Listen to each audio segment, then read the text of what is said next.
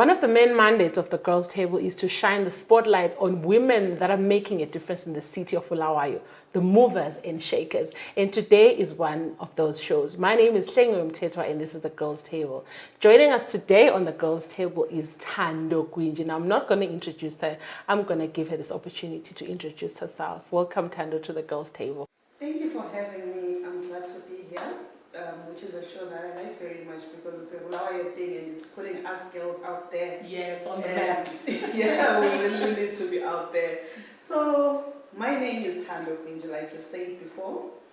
I'm a young woman born and bred in Bulawayo, Nkulumani, a supporter of football. So, that's why I am.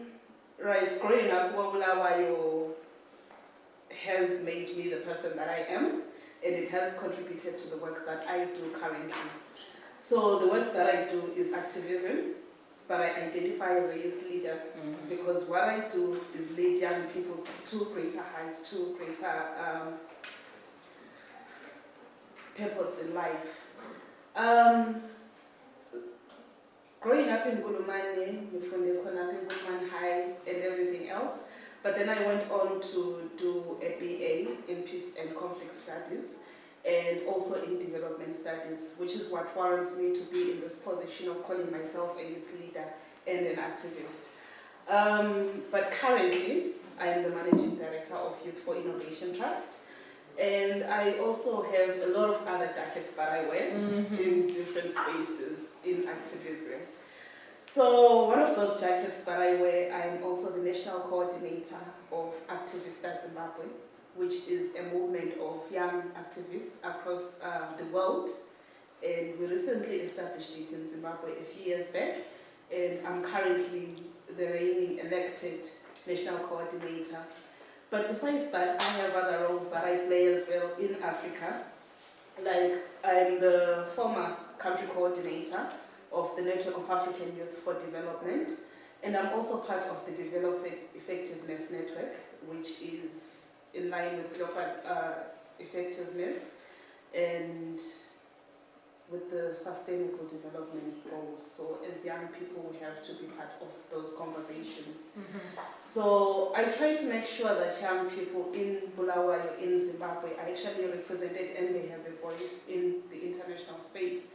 Hence this global effectiveness and development effectiveness agenda that we are pushing, which is also the same thing being done at Activista Zimbabwe. But here at home, Youth for Innovation Trust is where you find me. I'm currently the Managing Director there. But besides that, I'm also at school. I'm doing my Master's in Applied Conflict Transformation. So if you ask who I am, I'm a peace practitioner. Above everything else, I want to make sure that young people live their lives to their fullest, and then living their lives to their fullest, it means that they have to be at peace with themselves, and we have to be living in an environment that is at peace with itself. All right, that's quite the many jackets that you're wearing there. So when I was growing up, I remember I wanted to be an air hostess. Like I was just going to fly all over the world. So have you always known that you want to be a youth leader, that you want to be an activist? You said you're a peace practitioner. Has that always been the goal from the word go, or there's something that motivated you along the way to say, no, this is the path that I want to take? In a way, it has always been, not that I say it in a way, I've always been that kind of young person who has always wanted to So growing up, I wanted to be a nurse because I wanted to help others. But then I discovered, no, being a nurse might not be me. I was still way back in secondary school. It might not be me because me and blood might not click, but I still want to help people. Then at some point I remember wanting to be a psychologist because I wanted to help people and I wanted to know how people think. But you know how life gives you a particular path to follow and you're seeing, this is the path that I really wanted. I'm still helping people, I'm still giving back to my community, I'm still understanding how things work in different sectors of life. And I'm still understanding the human mind and how it's operating within different situations that it faces. But it might not have been the nursing or the psychologist, but it's there working with the people, working with the community, trying to put two and two together and trying to make sure what I'm helping in a way. Yeah. All right. So I want us to zero in on your work as an activist, and I want you to shed light and basically demystify what activism is, and of course elaborate on the kind of activism that you're part of, because I assume the gender activism is a broad thing. Is. So what kind of activism are you part of, and what exactly do you do? All right. Well, people do think a lot of things about activism. Yeah. Particularly if you see that one activist and you align their behavior to all activists that are around, so it becomes blurry. So what I do, yes, you can call me a gender activist. I am feminist. I want to make We'll come back to feminism. Yeah, but continue. I want to make sure that everyone is who they want to be. Everyone that I get in touch with. And mostly I get in touch with young people, youth. If you look at Youth for Innovation Trust, we're looking at youth. If you look at activists, there we're looking at youth. But there is a special thing about the girl child, and I believe that as long as she is not there in those spaces, decision-making spaces, then we are not really going anywhere. Someone once said, if half of us is oppressed, then what are we doing as a people? So gender activism is one, but activism doesn't necessarily mean ukuthola abaphenti wajike parliament or demonstrate go. No. To me it means loving the next girl or next to me. If I see you struggling with this and I have the ability to assist you in that particular thing, then I can hold your hand and make sure that you have the particular skills that you need to be a better person. I'll take, for instance, digital skills. I'm the current regional ambassador of the Global Technovation Challenge here in Zimbabwe. And what the Technovation Challenge does is try and introduce digital skills to girls between 10 and 18 years old. So that's gender activism in a way, because girls have not been there in the field of technology.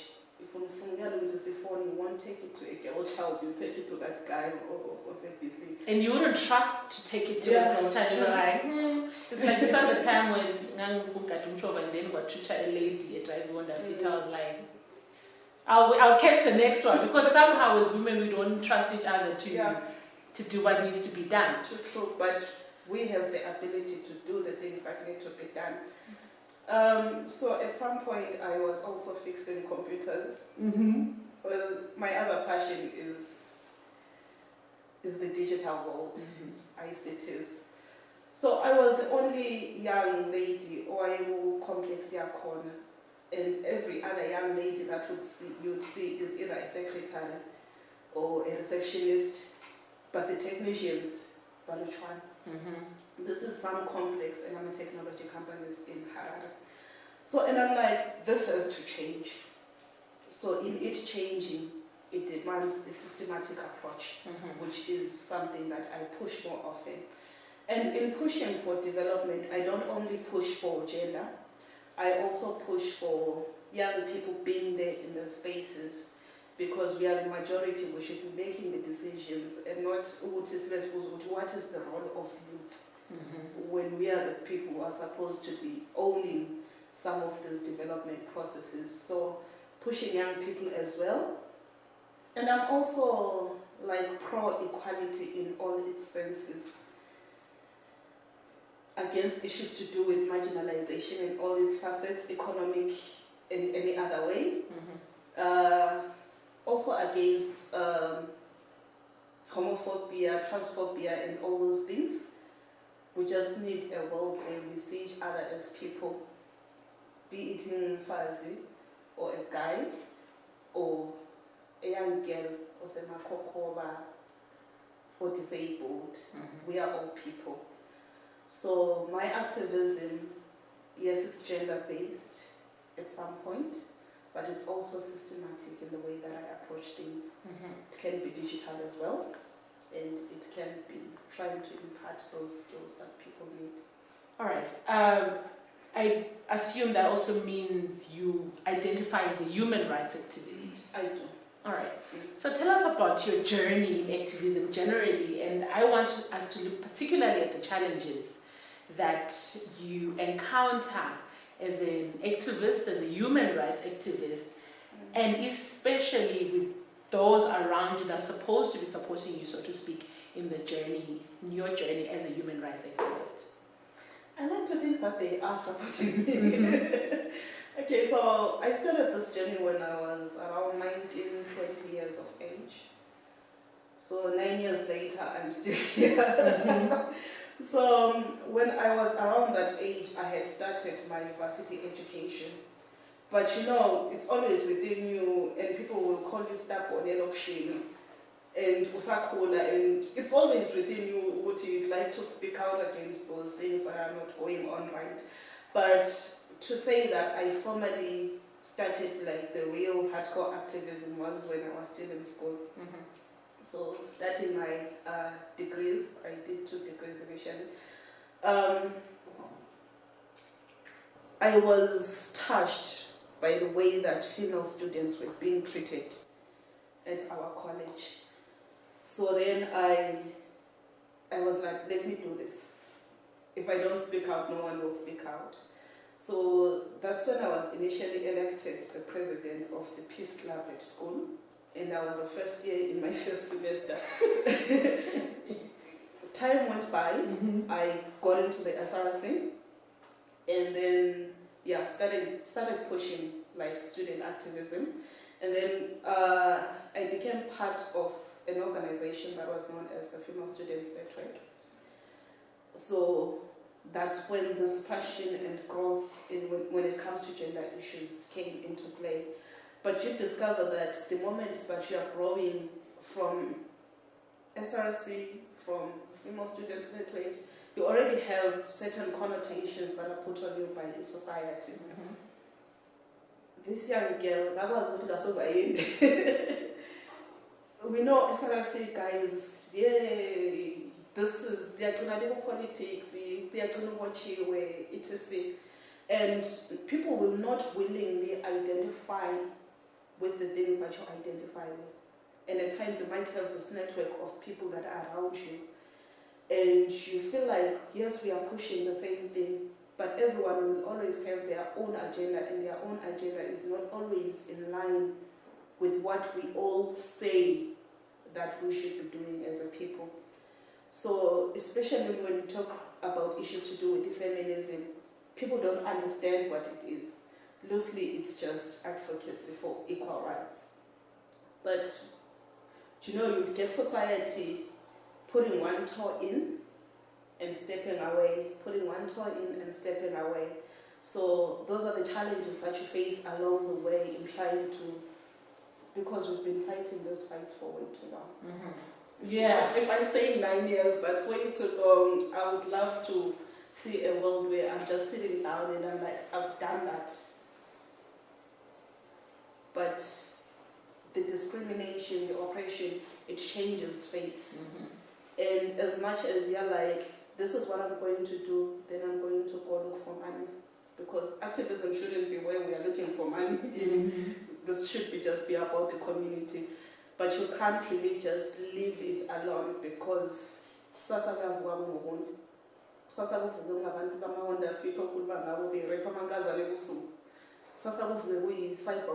etc.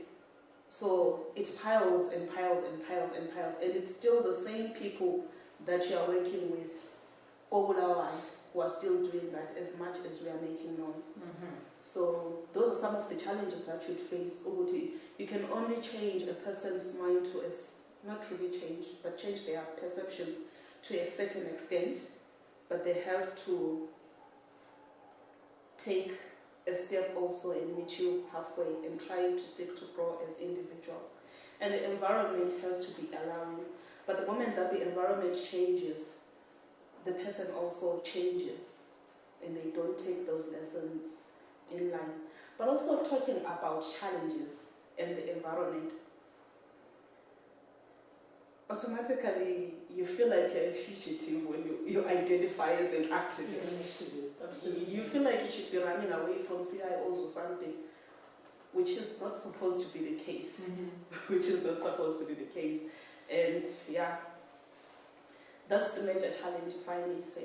The environment has to be allowing, people have to speak out, we have to meet each other halfway. Yeah. All right, I mean, men aside, let's talk about the women around you, or the women that you work with, and whether or not they are rising up to the occasion, or do you see a change happening when it comes to the empowerment and the emancipation of women? I mean, I got to a point where I was saying I'm being a feminist for myself, because I'm out here saying girls are senzenganji, and then once the time comes for us to take a step forward, people, they start stepping and they're like, So do you think a change is happening when it comes to the emancipation and the empowerment of women? I mean, women have been attributed as the drivers of the Sudan uprising that we've been looking at for the past few months.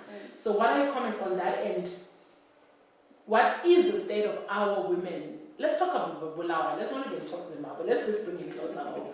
Are we switched on? Are we changing? Are we accepting our role, the role that we need to play in terms of decision making and just making things happen in our community? Okay, I'll comment briefly on the Sudan uprising because it's in line with my previous comment before I get to the women in Bulawayo. So what happened in Sudan today, the president stepping down, I don't think it's the way that things should be done. So this is something that we've been preaching, and at Activista we've been preaching for African Charter on Democracy, Elections and Governance. And it went directly the opposite direction. Okay, we agree that women were crying out, the demonstrations that were there, the final push that was there. It's the people speaking out, but if people speak out, it doesn't mean that actions should be harsh that follow people speaking out. We really need to go back to constitutionalism and actually following what our African documents that we have crafted as Africans, what they say. Yeah, so when it comes to women in Bulawayo and how I see a change. I see a change. Mina, I'm one person who was always saying, Mina, ipule Down syndrome, and I think I have an army of strong women around me. An army of strong women around me. I know what yes, here and there, we might have differences as people, but women have each other's back. And women have been told for too long, Uguti, they pull it down, they don't have each other's backs, and they think Uguti they don't, but we actually do have each other's backs. How I came to realize that was when I went to the African Feminist Forum back in 2016 that was held in Harare. So the African Feminist Forum really pushed me to understand real feminism and what it takes.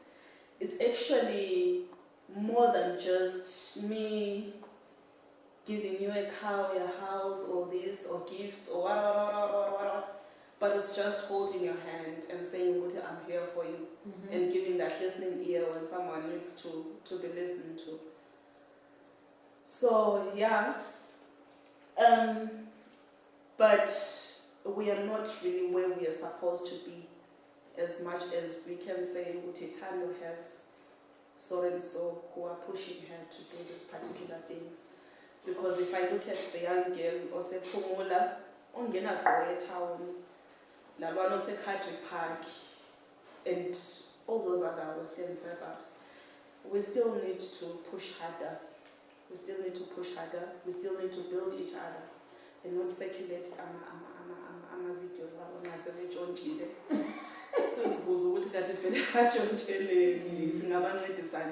before we circulate those videos online. Right. Yeah. So, what can we as women in Zimbabwe learn from the women in Sudan in relationship to apathy, intimidation, strength, fear, and so forth? What lessons can we draw from the women in Sudan?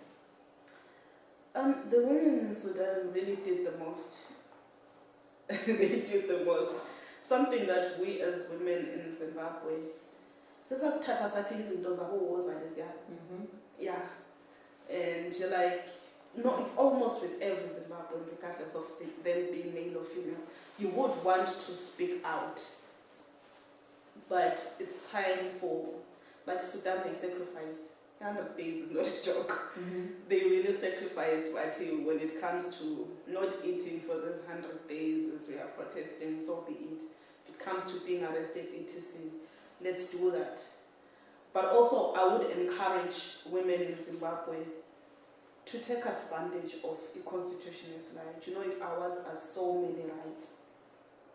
It awards us so many rights, but it needs us to be pushing. And recently, I've been actually researching more about women in politics. And I've heard there is a push for increase in the quota system from 2023 increase in quota system. We still don't believe in women. Even the quota system is we should find that niche why were people really not believing in women in politics. Because well, I use this example more often. You would think people would have voted for someone who had experience in being a vice president. Because do they have capacity? Do they have experience?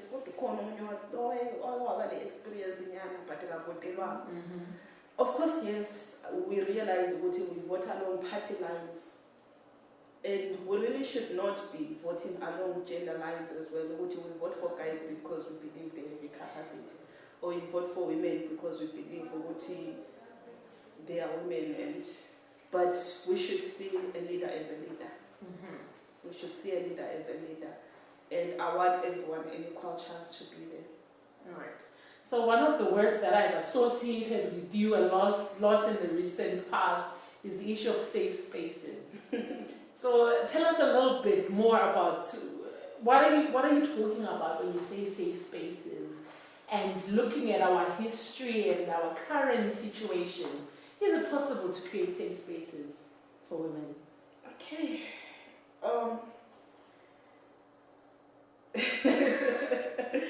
It's really possible to create safe spaces. Safe spaces. Yeah, what are they? What are these safe spaces? More than them being the spaces that we see, the physical spaces, as in Kaya, village, town, etc. But the safe spaces have to be between people, and I can be able to actually be who I am around you and express myself freely around you. Then that can be a safe space for me. If I can walk from a town near Kaya without a fear or anything, then I can say Bulawayo is a safe space. Yeah, but so many cheat. It doesn't make it a safe space. Now talking about the physical part. And before we really get into the other spaces that we have, for instance, we have the online space. It's not safe. Twitter is not safe. Not at all. Twitter is not safe. It's a hard hat area. No, but it's you and me share about Twitter.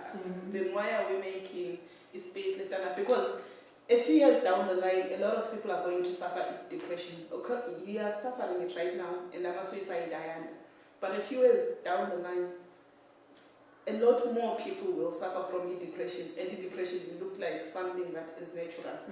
When it's not. It's not normal, it's an illness that needs to be taken care of. So if we don't take care of each other, we are not creating safe spaces for each other. But we're also looking at the civic space when we are talking about our safe spaces. Are we free to air out our views either way? Are we free to go there and demonstrate as is awarded by our constitution?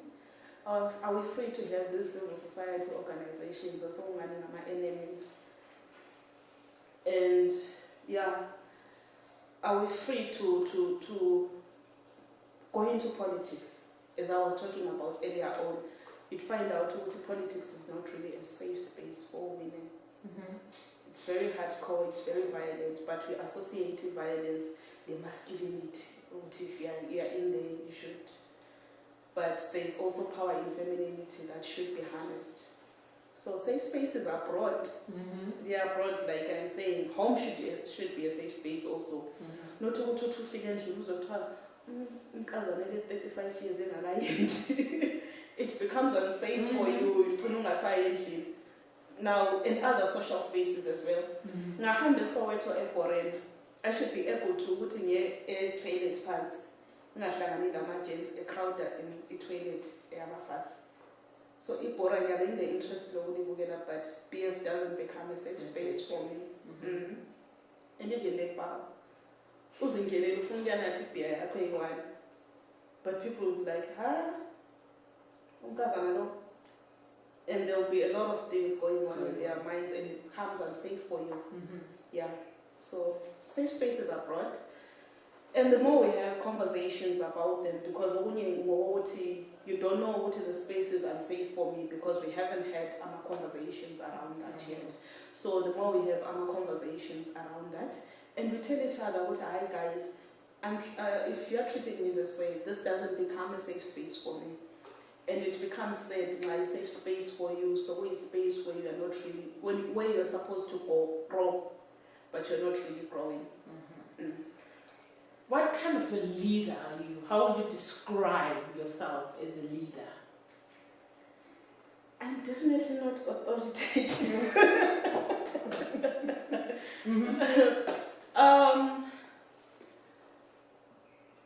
Okay, that's a difficult one. That's a very difficult one. But I'll tell you the leader that I want to be. Before we get to that. Yeah. What kind of a leader are you now? I think I am the person that I want to be, even if So I want to be that kind of leader that at the end of me achieving certain goals, and I'm like, that's it. I become irrelevant. I want to be that kind of person that becomes irrelevant in someone's life. Or if I am here and I'm telling you about, let's say for instance, the digital space, I actually exhaust all the knowledge that I have, all the experiences that I've had, and you don't need me anymore. So I want to become that kind of leader where whoever walks through the path in which I am leading, they can actually lead also as well. Right. So the reason why I'm asking you about your kind of leadership personally is because women have been accused of all sorts of leadership. You know, they are bossy, they are cold, they don't want to bring other women out with them, like they want to be at the top border so they can say it's lonely at the top, we all have the same 24 hours. Do you agree with those kind of sentiments when it comes to the leadership of women, also looking at other female leaders in our community? That has happened before, but I'm happy to say I'm not that kind of person. Like 70% of people in our organization are female. I've seen leaders who have actually had very great platforms, but women are not getting there. And I'm just asking myself, what should done? And then putting the next person to also realize this is the path that they can take. At times with women, it's beyond just because female leaders like to be task-oriented more than relationship-oriented. So if you're going to pull a young girl up, you would need to consider your relationship with them, because you become more than just their boss. You are now their friend, companion, counselor. I counsel a lot. I counsel a lot. So my office is that free space where someone, I know what I would have given you this task to do A, B, C, D, but I know what you can't do that task. A boyfriend or all those other things, which are things that people usually don't really take note of, but they affect the upbringing of young girls a lot. Mm-hmm. So you have to take time to listen. You have to take time to hold her hand as she also grows. And it doesn't have to be 1,000 people, or I groomed 1,000 people, no. Just that one or two, if they are following your footsteps, they are also likely to groom one or two. And those one or two groom the other one or two. And it becomes that kind of system that we have in our society. But yeah, being task-oriented of female leaders is also because city are capable. And so they have to prove themselves. And in proving themselves, they have to do it twice as harder than their male counterparts. Mm-hmm. So they have to make sure the task is done. But also, let's change the way that things are being done. Mm-hmm. So you are very well traveled as a leader, and you have interacted with so many people from other countries and maybe other continents. Mm-hmm. What lessons have stood out for you that you have learned in your travels that you probably never would have learned if you had just stayed in your locality? Well, I have learned a lot. Yeah, just a few. Thanks, but one thing I learned when I was in Azerbaijan for the 7th Global Forum of the UNAOC, mm-hmm. well, differences exist, but the way in which you handle those differences makes you a different person. Mm-hmm. So when I was in Azerbaijan, we decided with this other friend of mine from Fiji to just take a walk down the streets to the downtown Baku. We were in a city called Baku. So people were like, can I touch your hair? Can I touch your skin? This actually happened in 2016 and I was like, oh my gosh, we don't do this in Africa anymore. Yeah. In Africa, we don't do this anymore. So you being a better person is about how exposed you are. So I was like, no, from now on, I'm just going to make sure that I explore the differences that we have as a people, even konapha kobulawayo ngaphandle. Ngibe kwazi ukuthi abantu bemaninde, abantu benkulumane, inkazana, umfana, ubani bangabantu abanjani abaziphilisa njani before I say, can I touch your hair? Can I touch your skin? Yeah, so that's one lesson that I'm always living with, and I'm like, we have differences, but our differences don't make us a bitter people. We should embrace those and try to work on them the best way that we can. Yeah. So you seem to be doing so much and wearing so many jackets. Do you ever have time just for yourself, like just to unwind and not think about work? Are you able to balance everything that is going on, work, school, and your social life? Yeah. I have that kind of balance, you know. But the moment that people talk about a social life, they expect you to be going to a funeral, it's not really all about that. Mm-hmm. So you have to be, as an individual, just identify what mm-hmm. Because I feel like the thing that happens with a lot of women is you have to work twice as hard to achieve what a man can achieve. Mm-hmm. So sometimes you sacrifice or seemingly sacrifice your social life or just yourself, taking care of yourself so that you can, always be grinding and pushing the hustle and so forth. Is that what you're doing as well? I don't really sacrifice a lot, though I sacrifice a bit here and there. Mm-hmm. That here and there will always be there. But I try to make sure when I'm available. And when I need to talk to the next person, I talk to the next person. I have that social life.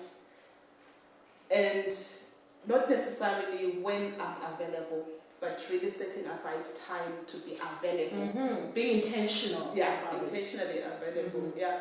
You would know this and this and this and that are going to happen. But as much as those things are happening, I also want this to happen. So there's no such thing as I don't have time, but it's about your priorities. What are you prioritizing? And which tasks are you really juggling? Something can be urgent, but not very important. And something can be very important, but not really urgent. So you just need to make sure that everything is done. And you also set our priorities accordingly. I will need to have time with family. I would need to have my me time. And even if my me time means sitting and meditating, or it means going out, etc. Yeah, just prioritizing. All right, so as we wind out our conversation, how would you want young women that are listening to you right now interact with the word activist, with the word feminist, and with the word leader, especially with all these negative connotations that, I mean, the moment you say you're a feminist, and I see a lot of women that do not want to be called feminists, even though in actuality they are feminists. So how should the young woman that is listening to you right now and watching you as a feminist, as an activist, and a leader, how do you want them to interact with those concepts? I would say, as I always say, should believe in equal rights for everyone.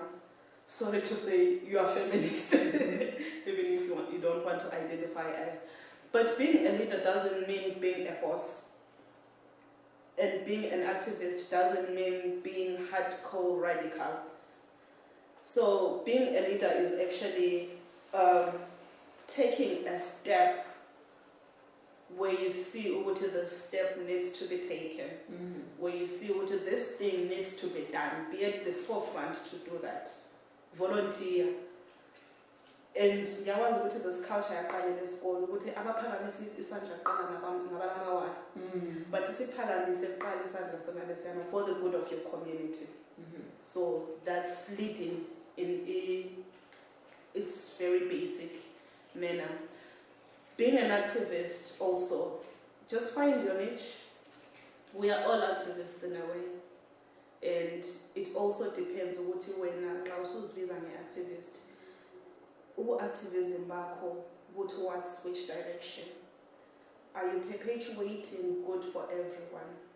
Or are you perpetrating violence, stereotypes, etc. in your activism? And we usually don't really look at it that way. But everyone is an activist in their own right. Even uSleya lapha ngifaka Brazilian, you are an activist for ukuthi abanye abantu babone ukuthi Brazilian ubukeka inhle njani. So just make sure that you explore what will be good for you and your community, and you take that particular path. A wise man was told me one thing, one generation, so now she lapha ubona ukuthi itoilet elokushina isebenzi ngoba lamawali yesithi cancel ukuthi ngicela nizolungisa ngapha. Not necessarily ngoba kuwe ngini kuphela amanzi usugijimela khona ngane but yenzela wonke umuntu. Yikho kuba lamawala wangikhona. So amawala, they are not necessarily bad, and amawala sokubhapazela lokucala yonke indawo, but just find that goal that you want to reach and you do it for the community. It's not a bad thing, but also we define good and bad differently. So define what's good for you and what's good for your community and pursue it. So you are an inspiration to many and a motivator to many as well. What are your words of advice for the woman that is listening or watching right now? I would say it all begins within. It all begins within. So within you, you need to find that point where you heal yourself, get rid of all the negative energy that's around you, always be positive. When you are positive, that's the beginning of great things. And great things begin within. And when we say within, yes, the environment, and everything that comes with the environment yet. And we always find a way of saying, And we've been through a lot in life. But just seek to heal and be the happiest that you can be. Because at the end of the day, it's not about $1 million. It's not about world peace. It's about happiness, essentially. Yes. So just seek to be happy. And to be happy, it means, well, we spoke about sacrificing, but I hate using that word. You have to get a good education. I will lose anything by getting a good education, which is why I always encourage about it will expose you to a lot of different things. It's also about being curious. What else is there? Because we're just cutting out so be curious and have lots of love. Yeah. Thank you so much, Thando, for joining us, and we're rooting for you, and we're always going to be following the work that you're doing, and thank you for inspiring the young women in Bulawayo. Thank you so much, Claire. Thank you for having me. So we look forward to encountering and having conversations with more women like Thando, creating safe spaces for Bulawayo, and just showing that women can do it. So that is it for the girls' table today. My name is Hlengiwe, and that's a wrap.